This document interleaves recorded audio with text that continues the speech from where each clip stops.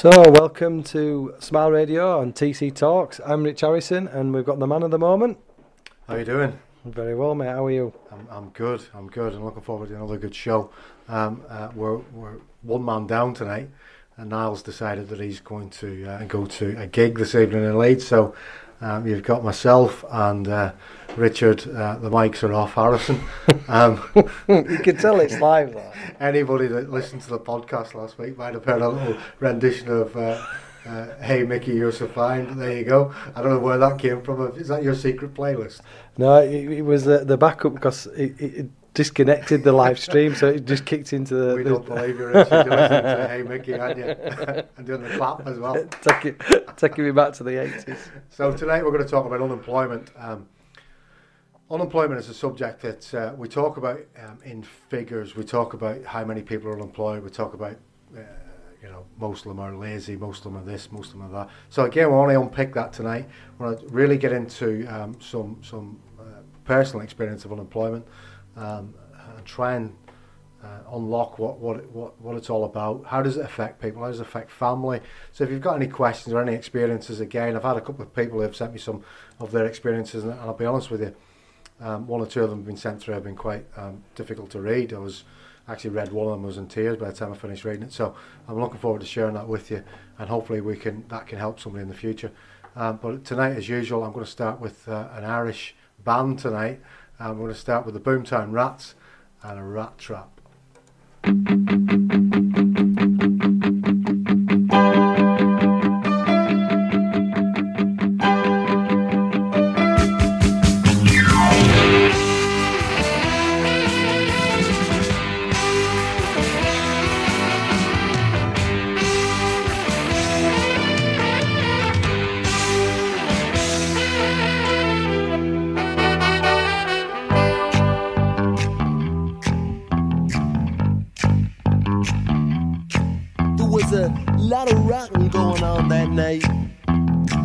Cruising time for the young bright lights. Just down past the gas works by the meat factory door, the five-line boys were coming on strong. The Saturday night city beat had already started, and the pulse of the corner boys just sprang into action. And young Billy watched it under the yellow street light and said, "Tonight, I'm all night. It's gonna be a late night." Here in this town, he said, traps have been sprung long before he was born. He said, hope as the dust behind all the closed doors, and pus and grime ooze from its scab-dusted sword. Screaming and crying in the high-rise block, it's a rat trap, Billy, but you're already caught. Hey, you can make it if you wanna, or you need it bad enough. You're young and good-looking, and you're acting kinda tough anyway. It's Saturday night, trying to see what's going down. Put on the bright suit, head for the right side of town.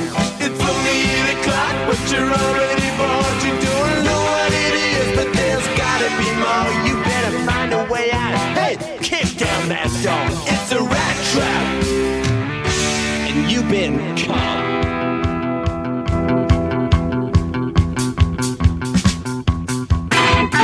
In this town, Billy says everybody's trying to tell you what to do. In this town, Billy says, everybody says you gotta follow rules.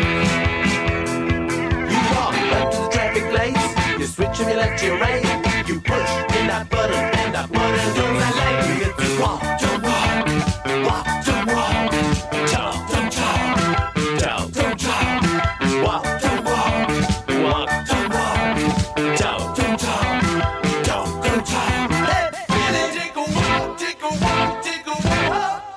Take a walk, take a walk, take a walk. Billy, take a walk, take a walk, take a walk. Hey, Billy, take a walk,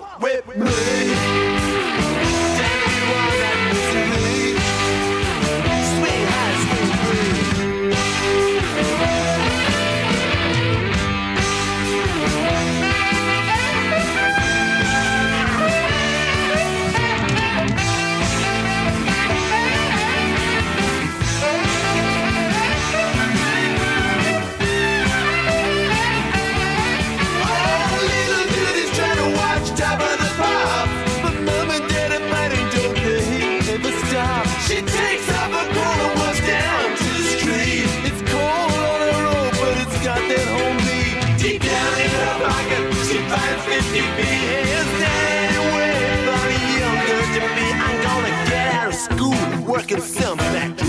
Work all the hours God gave me. Give myself a little easy move on it.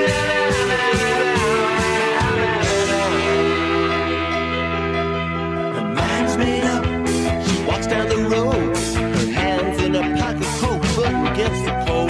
She finally finds Billy down at the Italian cafe. When he's drunk, it's hard to understand why when he stands, but then he mumbles in his coffee and he suddenly rises. It's a red tragedy, and we've been.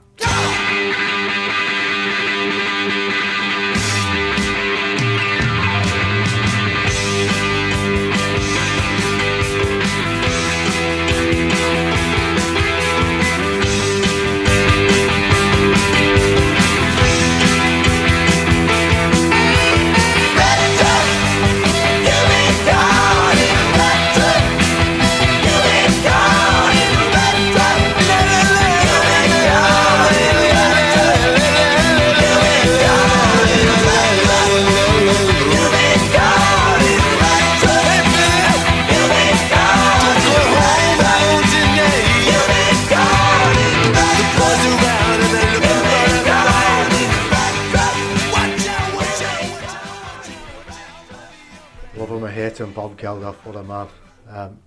Absolutely superb song. The reason I chose that tonight is 1978, that song. Is that mic on? Yeah, are we all right? Yeah, we're on. I've just turned yeah, turned the volume down. That's That's all. it, that's okay, I've got it. Yeah, 1978, that song. And I was 4 years of age, 1978. I know that's hard to believe, but I was only 4 in 1978. I've had a hard paper round. I'll say. 2 round Belfast with no bike. 4 years of age, and 4 years of age, I'm not saying that I had dreams or aspirations or anything. I was probably running around playing with rocket ships and tanks and all sorts of different things, and cars, Tonka cars. But when we're younger, certainly by the age of maybe 8 or 9, I remember thinking I wanted to be a spaceman, or I wanted to play for Celtic Football Club. Loved Celtic at the time. I wanted to be a goalkeeper for Celtic, or growing up as an Irish Catholic, I wanted to be a priest because I always looked up to the priests. So we often have this thing in our head as children, where we want to go, how we want our careers to pan out, what we see as a job, and it's very rare when we're children, unless you're brought up in that environment. It's very rare as children that we actually think about how much money we're going to make. It's all about the passion for the subject. It's the passion for the job. I'd have played for Celtic for free at 8 years of age. I'd have done all these things for absolutely nothing. Money never came into it. And something happens to us somewhere along the line, whether it's through schooling or whether it's what we hear, that our jobs become so much more than just our passion. We get guided into careers, we get guided into certain jobs, and we find ourselves in a situation of being pigeonholed. This is what you'll do, this is what you'll do, this is what you're good at, so this is the role you go into. And I think when it comes to employment, and certainly as a 44-year-old, if you've been pushed into a career early doors, and you find yourself in that career for 20 odd years, so if you start at 16, I started work when I was 14 unofficially. I went to work on a building site at 14, and if you find yourself in a particular career that you're not passionate about, you can quite quickly find yourself in a situation in your 40s or in your 50s of saying, do you know what, I've had enough of this and I need to move on. Well, that's the situation I'm in at the minute. I was in the construction industry from 14 years of age all the way through to 33. Then I followed my passion, because that's what all the coaches were telling us to do: follow your passion, follow your dream, and it'll all work out okay. And sadly for me, it hasn't. I had 10 years as a personal trainer, inspirational speaker, but the reality, and I want to be really real on this show, as real as I can be, and I hope the listeners will forgive me for this, but part of my way is being extremely real when I'm talking to people.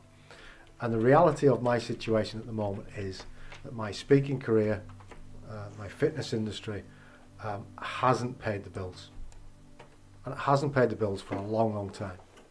Yes, I've had moments of, this is great, we're riding the crest of a wave, but we've also had big periods where we haven't earned anything. Now, if it hadn't been for Zoe over the last 2 years, earning, going out, working hard and almost supporting me in this dream, we'd have lost the house, we'd have lost everything. So I've hidden behind self-employment, and we've just had a message on there from sorry, just let me get this, Catherine Yaff. Catherine's always been very supportive of mine, but she talks about there's a fine line between being self-employed and being unemployed. And I found myself over the last 6 months realizing that I was actually unemployed, not self-employed, unemployed. That I found myself in a situation where I was getting the odd gig here and there, but that's not employment. That's not even self-employed. Why was that, do you think? As it was discussed in the depression show, I had a breakdown in 2016, and I walked away from the speaking, as it were. I wrote to all the schools in a big, in a depressed state, so I wasn't thinking clearly. I wrote to them all and said, that's it, I finished, I'm not doing them ever again. And I almost created this market where I was almost out of the market. So I've created it all myself, and I'm taking full responsibility. And over the last 6 months, the realities of that decision in 2016 have started to hit, where the schools that I used to get on a regular basis have become less and less, because they had the email, Tom's leaving, he's not doing it anymore. I moved away from the fitness industry again in 2016 after having my breakdown, because I got fat, didn't feel like a fitness professional anymore, so I moved away, killed that business off. And I've almost self-sabotaged a lot of these businesses. And I found myself in a situation where I'm unemployed. And I need to keep repeating that, because it's good for me probably to listen to this back and remind myself I'm unemployed. Now, what's changed in the last few months, and this is the reason I wanted to do this show tonight, is I saw my decisions around employment were starting to affect those around me. So I was starting to notice that my son was making references to being poor. So I'll give an example. Last night we went bowling last night, and a friend of ours picked us up, and he took his son, his young son Oliver as well. Before we went bowling, we went into McDonald's. Dan had finished work late, went into McDonald's. Do you want anything? No, we're all right. We're not having any McDonald's. You and Oliver get something. So I sat in the car park and I says, have you seen all these posh people eating McDonald's, Oliver? And he went, yeah. He says, we don't have it because we're poor. And even though he was half joking, he's 12 and he means it. We're poor. So I've started to notice more and more of that coming through, and the pressure that puts on young people to be in a household where it's famine or feast. Last year, start of this year, I had some good contracts on the go. So it was feast. We were doing all right. We had a good Christmas last Christmas. But I started to notice around about June and July, when the contract finished that I had with the sports organisation I was working for, that it was starting to affect Zoe as well. So he was beginning to get stressed and starting to get upset about things. And that was that's what started to get to me. And I started to do some looking inwards. I started to understand that I've always had unemployment in my life. I've always had that in the background. First came around in my life when I was 8 years of age. Now, I'm sorry, this is developing into a bit of a monologue, but I hope you forgive my indulgence in this. Around about 8 years of age, my father lost his job in Belfast. So in Belfast at the time, in the north of Ireland in the 80s, it was tough. There wasn't any work. There was lots of young men who were out of work, lots of young men who didn't have any employment. And it really affected me at the time, because I couldn't understand why my dad was going to work.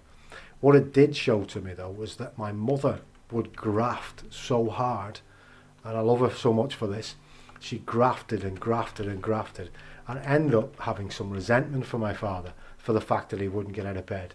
And I didn't really fully understand his mental state being unemployed. I think that's what I'm getting with this, is that you develop a mental state after a certain period of unemployment or self-employment, unsuccessful self-employment, I'll say, where you give up on yourself. I don't know if the listeners have ever done this or experienced this, where you give up on yourself. You start to doubt the decisions you're making. You start to doubt your value and your purpose in life. And certainly over these last few months, the depression has been something separate, but over the last few months, I've been really calling into question my purpose in life. What am I here to do?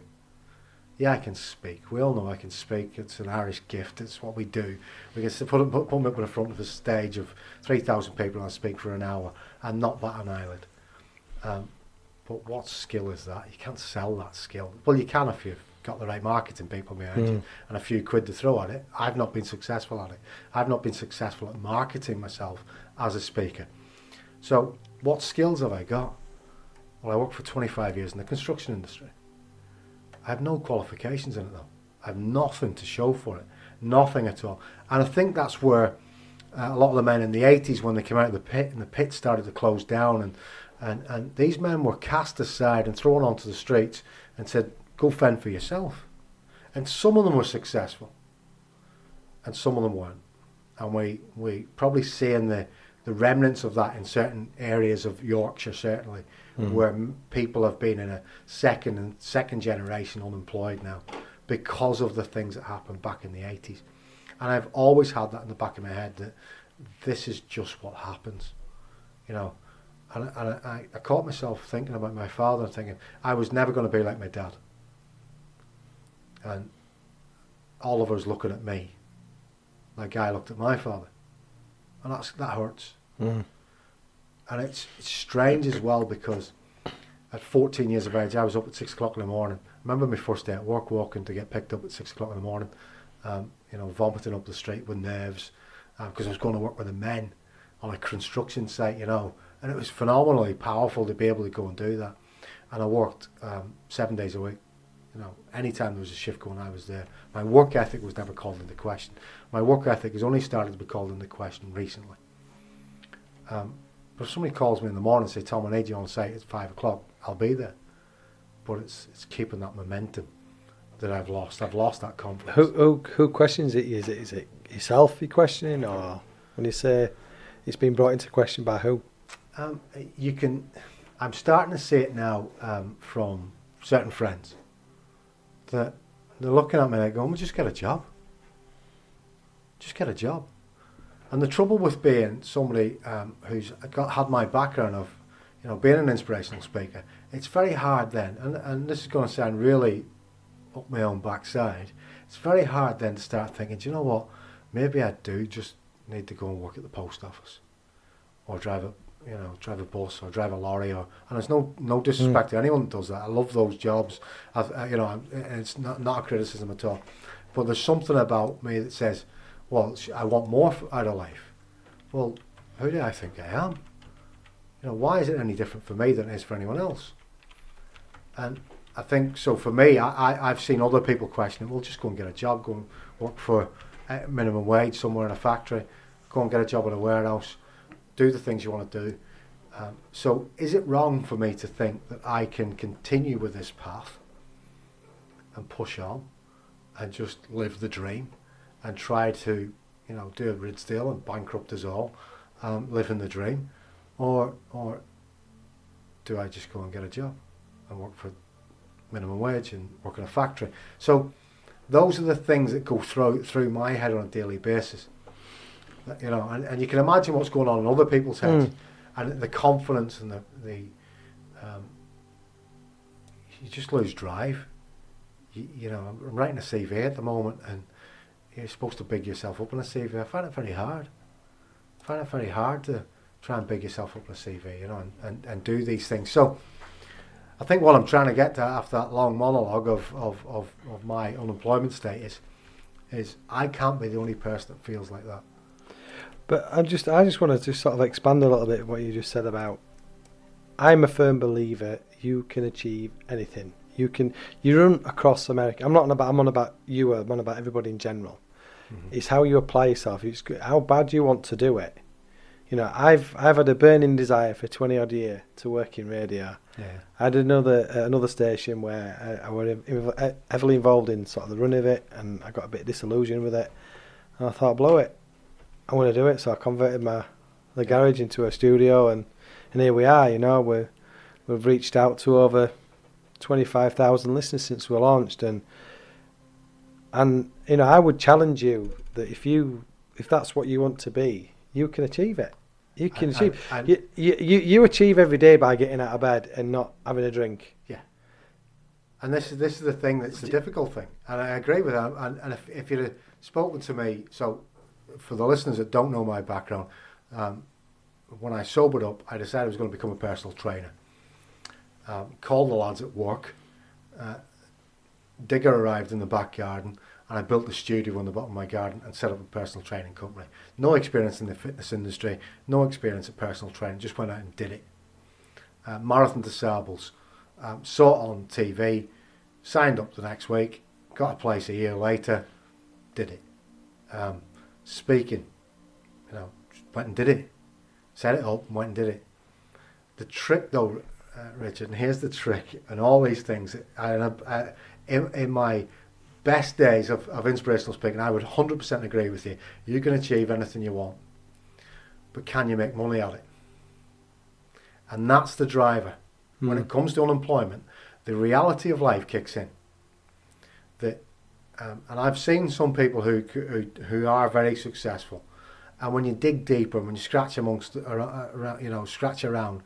So I'll give you an example. Bear Grylls. Everybody loves Bear. You know, he's a great guy. Watched him against. He took Roger Federer out the other night. But you dig into his background, and his dad was a Conservative minister. He went to Eton. So quite a privileged background. The opportunities these guys have are a little bit higher up than we have. And that's a fact. They have more opportunity. For us to make a success of it financially, that's the trick. That's the trick that nobody teaches you at school.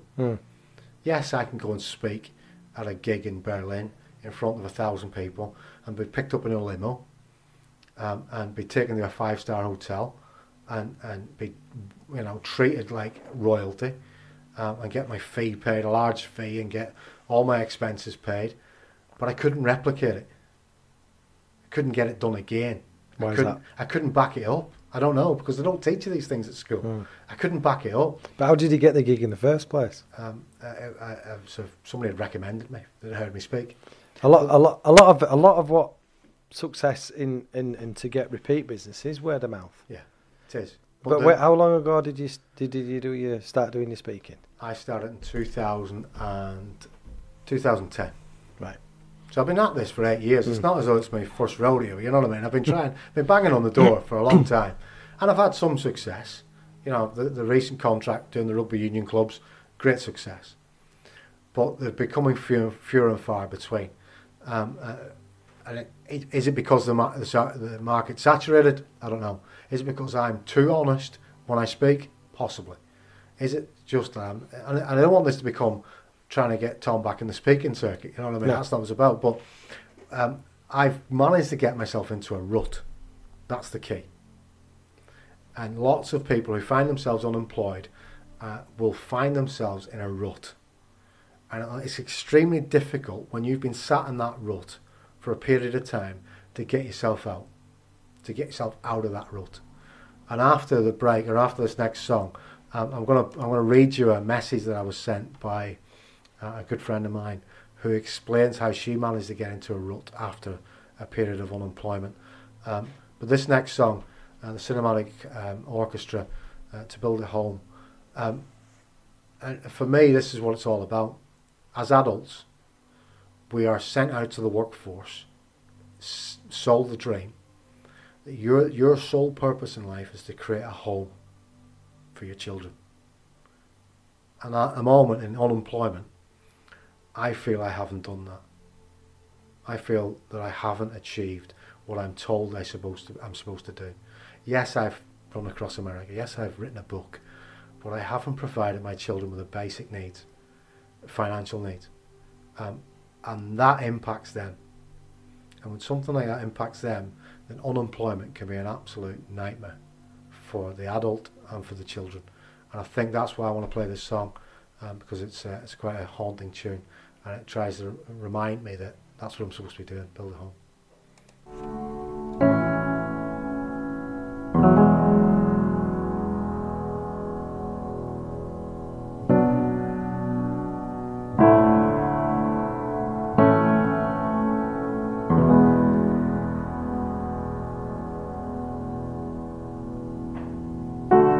There is a house built out of stone,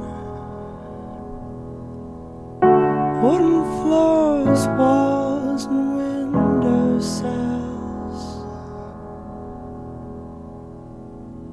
tables and chairs warmed by all of the dust.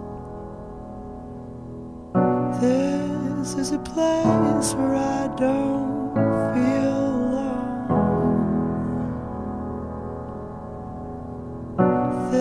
this is a place where I feel at home.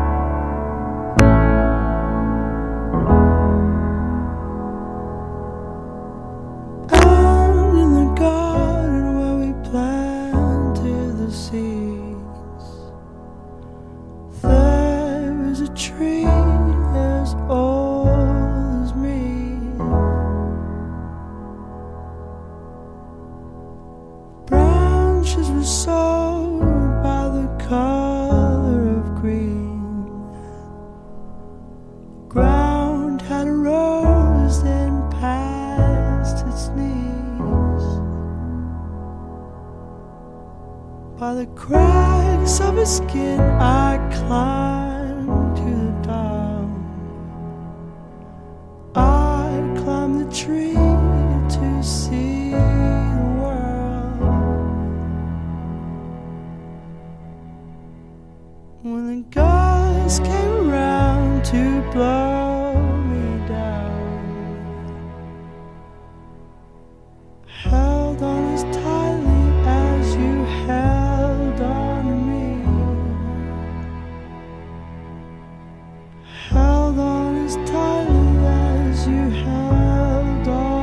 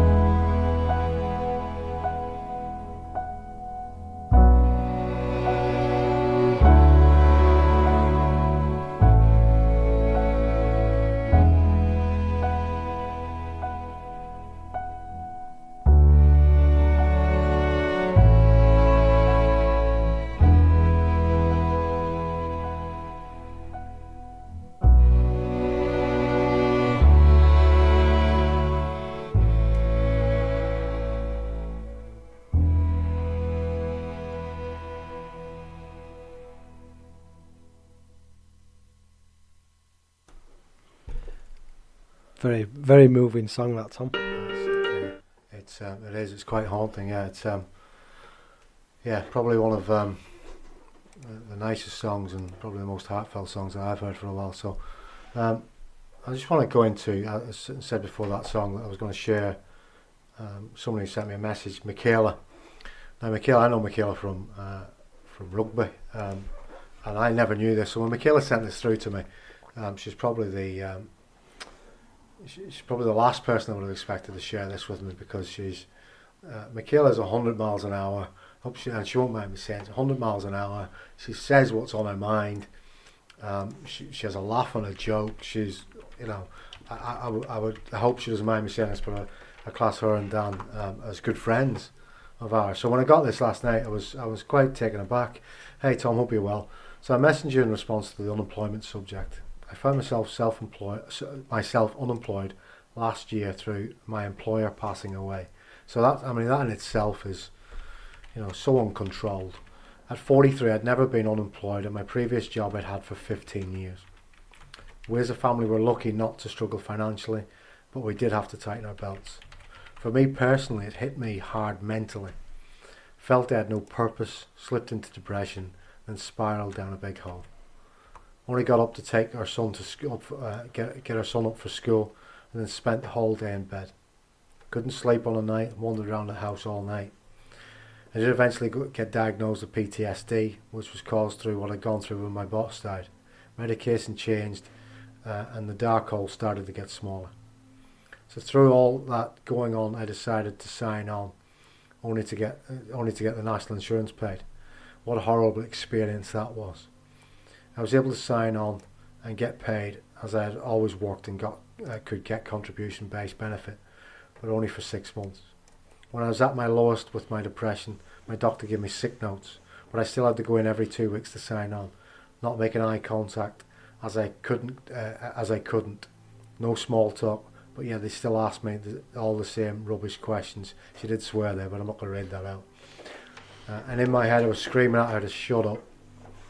I was ill, needed help, but was still treated like a scrote who didn't want to work. Now, knowing Michaela as I do, she had that job for 15 years and was taken away from her from tragic circumstances, and she found herself with no purpose. I think that's the thing that I'm trying to get at tonight, is that, and yeah, there are people who never worked, who have never had a job, so they never know any different. And I think sometimes when you've been in employment for a long period of time, as Michaela has, and certainly I had, you find yourself in a situation where that's taken away from you, and you have to find new direction. But there's a loss involved. There's a loss of your career. There's a loss of your finances. There's a loss of your dignity. There's a loss of your purpose. I think that's what Michaela writes so perfectly there. That she lost her purpose, and I've alluded to that earlier on, losing that purpose, and that. I know people do this all the time, and they go and sign on and do all these things, but if you've not been used to it, it can be quite degrading. Now, I have never signed on. I've never been in that position to do it, because technically I'm self-employed. So I haven't been down that road, and I don't envy Michaela having to do that, but I understand her feelings to walk into that place and be judged by somebody. And I said before the start of this show that there seems to be a common thread between all these topics. There's a little bit of shame involved. There's a little bit of shame. Now, should there be shame being unemployed? Should there be a shame? Should you feel shame? There's 1.38 million people unemployed in the country. Now, I know that's pretty good for a company of our size, but it's still 1.38 million people with no work. That's not the ones who are on sickness benefit. That's the ones who are claiming job seekers allowance. 1.38 million people. It's the size of a small country. Yeah, are out of work, who are doing the same thing as Michaela. Now, some of them will be in long-term unemployment, but I'm sure there's a percentage of those people who have been in Michaela's position who are feeling like they've no purpose in life. What do we do with that? And I know, having spoke to Michaela, that she actually went on and retrained It's fantastic. She's got an apprenticeship, and she's now working in a hospital, which is phenomenal. So really, she's flipped it on its head. But it took her a period of time to get back on her feet and to be able to do that. Thankfully, her husband was working, so she was supported in that. What happens when you don't have that support? Do you get caught in that trap, the rat trap, as we said earlier on? Do you get caught in that rat trap financially? That, do you know what? I can't afford to go training. I can't afford to take on an apprenticeship because I need to pay the bills. So there's a whole dilemma, and you can see how people get caught up in that whole thing. But this sort of expands. We're talking in between the song there that yes, you've still got to put food on the table, and the reality kicks in because you can't. Yes, it'd be brilliant, go out and fulfil your dreams. You can achieve. Yeah, you can, and I'm a firm believer in that. But in the meantime, you've still got to put food on the table. You've got to keep a roof over your head. Yeah. And they were just saying about the kids can be quite cruel. There's I know there's a saying, and it's probably drunks and kids always tell the truth, but I'm not sure about drunks sometimes. But anyway, there's also a saying, the truth hurts. Exactly. And the kids do know that when they say those things to you, that and my son saying that last night to me, it did hurt, but it should hurt. It should hurt that my son feels like we're poor. And Zoe, my partner Zoe, she came home the other night and said, I've been looking for a job for you at the post office. And she meant it in good faith. Yeah. But it was like a dagger in my back. Yeah. And I've spoke to her about it last night, so this isn't a shock to Zoe. I spoke to her, I said, that really shocked me, that you have now got to the point where you're looking for work for me. You're looking for employment. We're in that almost desperation stages that we have to go out and find something. So the truth does hurt, and a bit of honesty. It's not a problem in this, and I'm sure Michaela had some honesty from people around her. That, look, you have to sort this out. Thankfully, she got good medical treatment. She got the doctor to recognise she was suffering from an emotional trauma, and she got herself back on her feet. But just going back to the childhood, and with another message, and thanks Michaela for sending another message from Sarah, who goes to my gym. And again, I read this message in a car park outside the gym, just about to go into the gym, and totally random. Me and Sarah speak. We've spoken infrequently, but we do speak. So for her to send this, I thought it was great trust that she showed in us to deal with this delicately. So she sent me this. Hey Tom, just seen your status regarding unemployment and the effect it has on children. When I was younger, my mum became really ill, and I had to leave work. She's now classed as disabled. As a result, my dad had to take a lot of time off work, and when the redundancies came round, he was one of the first to go. Both my parents were out of work. The money was very tight. I think for me, that as a child, the hardest part of it all was seeing how disappointed my parents were when they couldn't give me what other working parents could give their children. It also made me feel guilty for wanting things such as a new school bag or wanting to go out with friends. And I'd then make sacrifices to make sure my younger sister could have the things she wanted. I'm struggling to write this, sorry. However, seeing my mum and dad struggle has only made me so much more motivated to create a solid future for myself and my future children. I constantly praise my dad, and I'm so proud of him for turning his life around.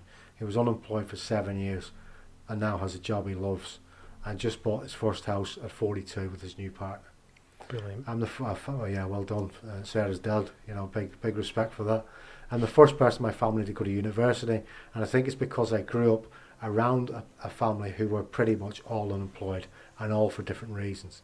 I value hard work a lot more because I saw the struggle my dad had trying his hardest to get a job and getting turned away by many employers.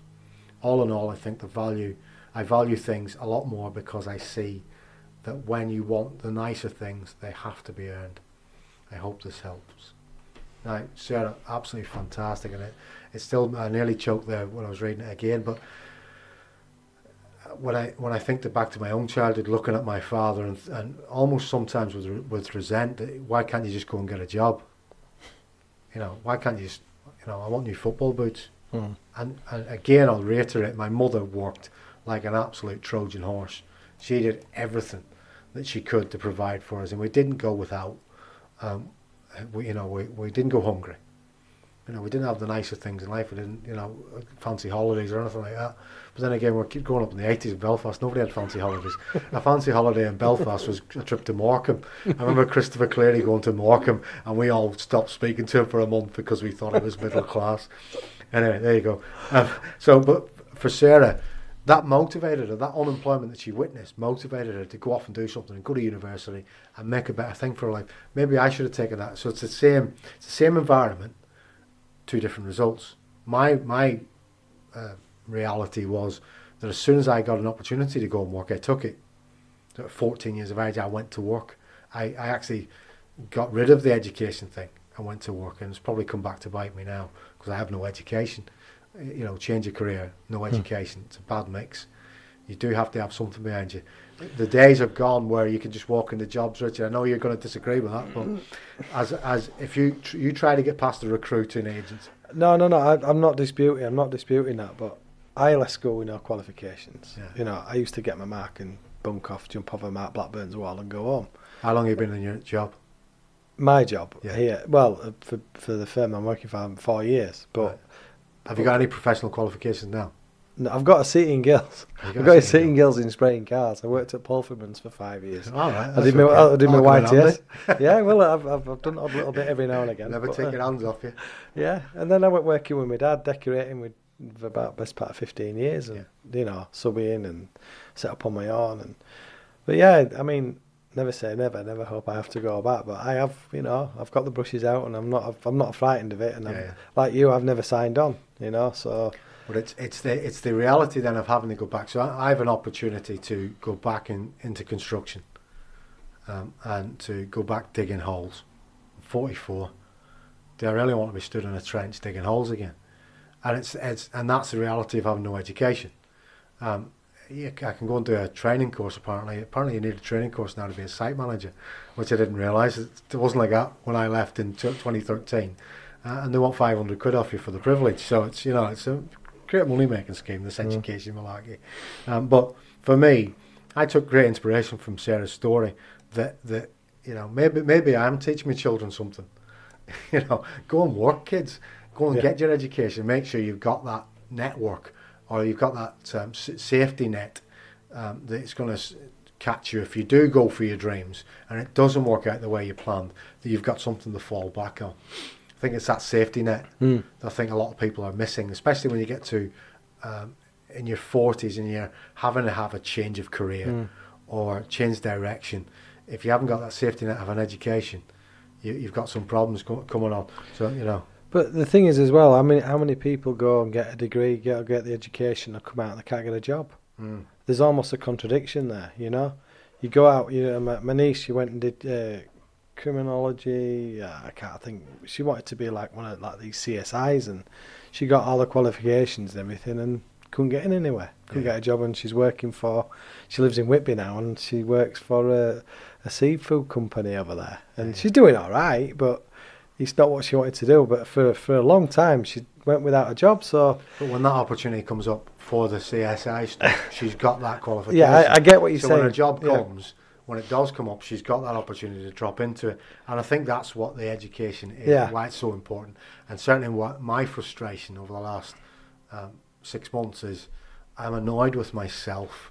And I don't know if people will agree with this when they find themselves unemployed. Annoyed with myself at the opportunities I turned down. I turned down opportunities to get my Class 1 licence. Turned down opportunities to do management training. Turned down opportunities to, do a safety course that I could have gone off being a health and safety advisor. I turned down all these things because it's not what we did. We didn't go on courses. We didn't get qualifications. We just grafted. We just did what we did.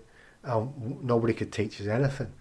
And I'm a bit frustrated now with myself that we had and the guys who are at the top now took those opportunities.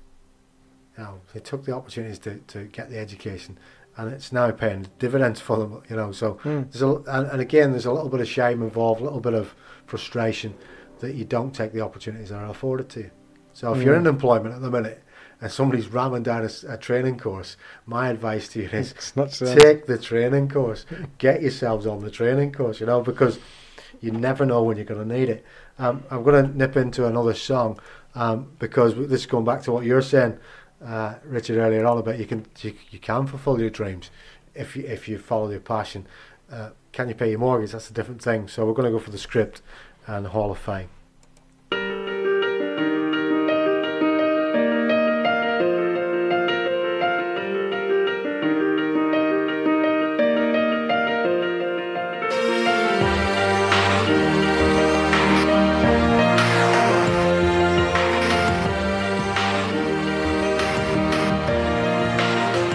Yeah, you can be the greatest, you can be the best, you can be the King Kong banging on your chest. You can beat the world, you can beat the war. You can talk to God, go banging on his door. You can throw your hands up, you can beat the clock. You can move a mountain, you can break rocks. You can be a master, don't wait for luck. Dedicate yourself and you gon' find yourself. Standing in the Hall of Fame, Yeah, and the world's gonna know your name. Cause you burn with the brightest flame, and the world's gonna know your name. And you'll be on the walls of the Hall of Fame. You can go the distance, you can run the mile, you can walk straight through hell with a smile. you could be the hero, you can get the gold. Breaking over records they thought never could be broke. Yeah, do it for your people, do it for your pride. Are you ever gonna know if you never even try? Do it for your country, do it for your name. Cause there's gonna be a day when you're standing in the Hall of Fame, and the world's gonna know your name. Cause you burn with the brightest flame, and the world's gonna know your name. And you'll be on the walls of the Hall of Fame. Be a champion, be a champion, be a champion, be a champion. Walls of the Hall of Fame. Be students, be teachers, be politicians, be preachers. Be believers, be leaders, be astronauts, be champions, be truth seekers.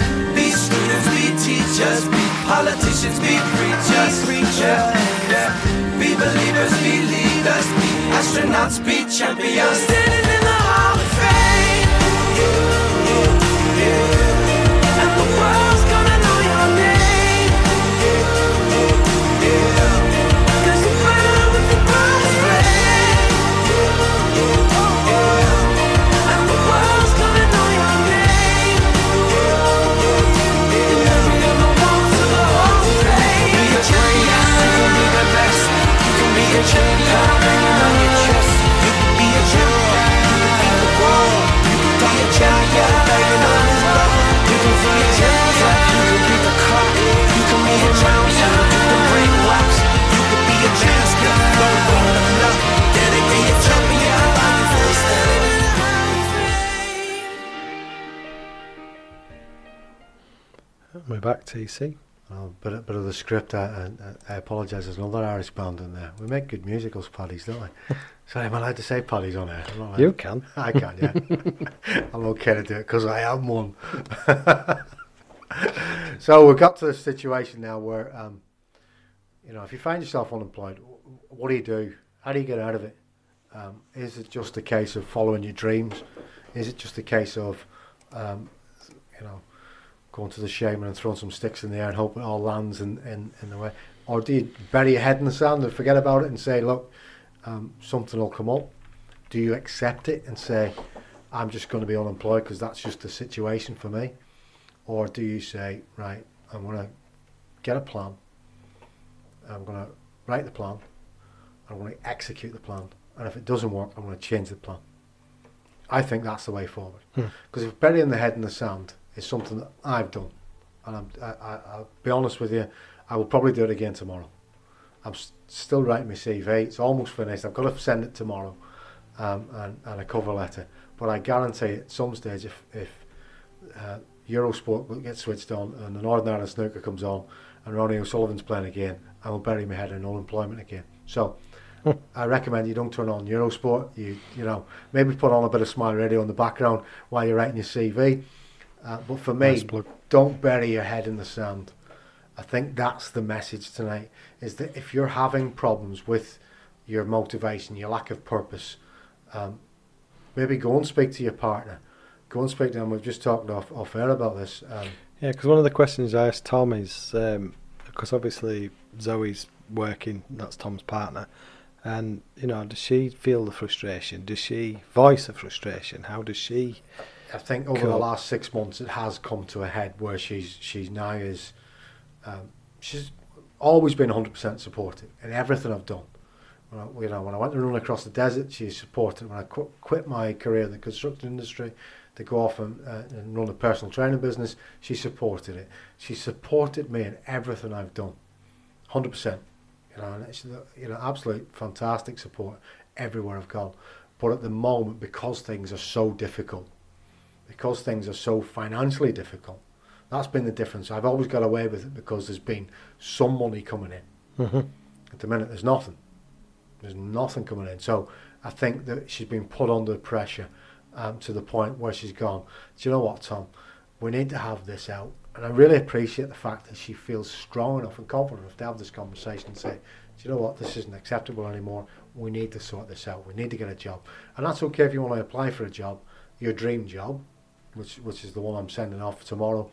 But if you don't get it, there has to be a plan B. And that's what I'm saying about the plan. Have you got your plan B? Yes, of course I have. Of course I have. No, of course I haven't, because I'm still in that bury your head in the sand. And I think that's what I'm trying to get the listeners to come away from, is have a plan, have some plan, have it communicated to somebody, explain it, ask for advice. That's the word there. We've touched on this so many times, communication. Oh. Communication is key.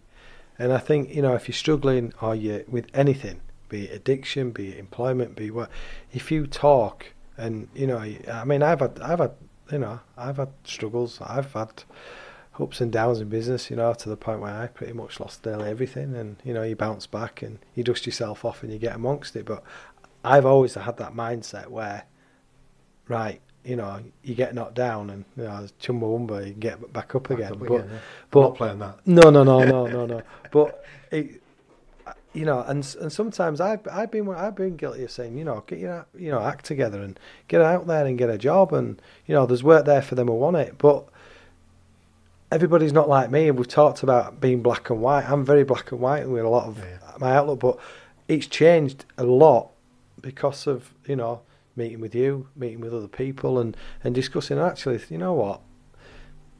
I'm not saying that I was always right. I never thought that, but it's really difficult when I'm very determined. If I put my mind to something, there's no stopping me. And I've still got. If I needed to work 14 hours a day, I'd go work 14 hours. I'd go pay at somebody's outside and get a bit of extra cash. And do you know what I mean? So it's communicate that. Talk to each other, help it. It's all about that communication. And the communication is vital. And I mean, I put out on the other day about writing a CV, and again, another person from the gym, Laura, sent me a message and said, "Look, if you want me to have a look at it, I've been working in management for the last 10 or 11 years. My husband's a recruitment consultant. Bang it over to us. We'll have a look at the CV and we'll give you some advice." It was superb. Absolutely, she didn't have to do that, and I really appreciate her doing it. But the difficulty with burying your head in the sand is that you don't realise that people out there really do want to help you. Yes, you will get people who will just dismiss you and say, "Go get a job." There's loads of jobs out there, but you also have to allow people to get to that point that sometimes people want the job they want, and I think I'm at that stage. I want the job I want. I don't want to get caught up in the trap of going out and working and earning a load of money and then realising 5 years down the line that I've just done it for the money, because it's never been about the money. It should be about the money coming up to Christmas. It's always heightened towards Christmas. So if anyone's in the unemployment stage at the minute, there are things coming up. Don't stress them. You will get through Christmas. You will pay your bills somehow. We always get by. And again, if you're struggling, don't bury your head. Talk to the people. Talk to the people who you may owe money to, or don't add to that stress of burying your head in the sand. Yeah, I mean, especially coming up to Christmas. I worked in Australia back in 1995. This is the final story I'll share with you tonight. And we drove out from site, and we found a young man in a car, and he had a hose pipe from the exhaust into the car.